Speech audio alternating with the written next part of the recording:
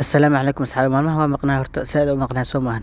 dad intaba ma jiro masaxo ahaay an la isqoriyay marka waxaan rajeynaya dib usoo noqon doono wuxuu ahaay maantana waxaan idin hayaa xoog cusub taas oo ku saabsan tacnihi tasjaag budaniis ama jacayl qoto dheer muuqaalkana kaliya soo gaar u yahay wixii xog cusub ee kasoo baxay ee wixii jiro dhan aan inta idinkugu falanqeyn doonaa horta asxaabi xogta ugu muhiimsan waxay tahay in taxanaha laga bixiyey wuxuu ahaay ninkii gasab la dhahayay mase unur mu ah magaciisa saxda ninkaas taxanaha waa laga saaray ka warqabtaan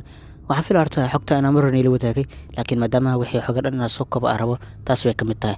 sidoo kale taxanaha wuxuu soo bixi doono iyo goortuu soo baxaayo dadkii ka baxaya iyo dadku soo biiri doono dhammaantood waa idinla wadaagi doonaa maadaamaan idin sheegay asxaabay inuu ka bixi doono wuxuu ahay gasab sidoo kale waxaa taxanaha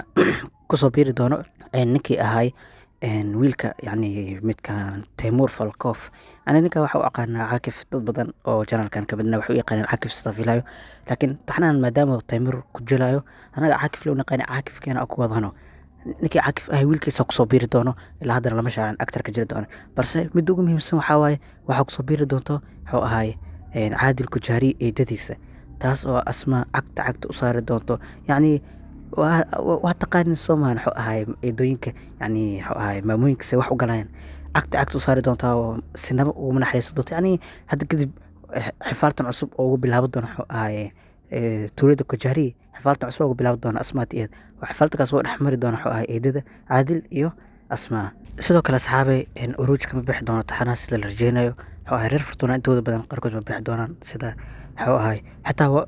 shariif Fortuna sidoo kale waxaa la sheegaa inuu iska bixi doono ninkaas ay taaj ninka ku jilaa shariif ninkaas bixi mahaysa u maleynaye yaa ila qaba ninkaas inuu meesha ka tegaynin ninkaas wiil waxba u dhiman kulli asoo qof salafsan ma baxaa u maleynaa ninkaas ma bixi doono faatix Fortuna isigana wuu imaan doonaa laakiin waxaa la sheegay 13 xalqo ugu horeysa season 2 faatix Fortuna tacnaa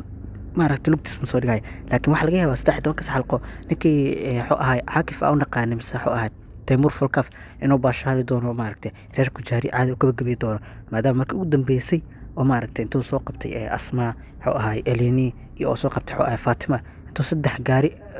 ku ag xiray oo dhahay mid kamid ah dooro oo cadil lahay ninkaas kama bixi doono Soomaaliya taana season 2 ku jiri doona 15 yacni 13 xalqo ugu horeysana waxa uu maleynaa in caadil qofka cagta u saari doono ninkaas ah doono kadib markuu ninkan ka baxo oo meesha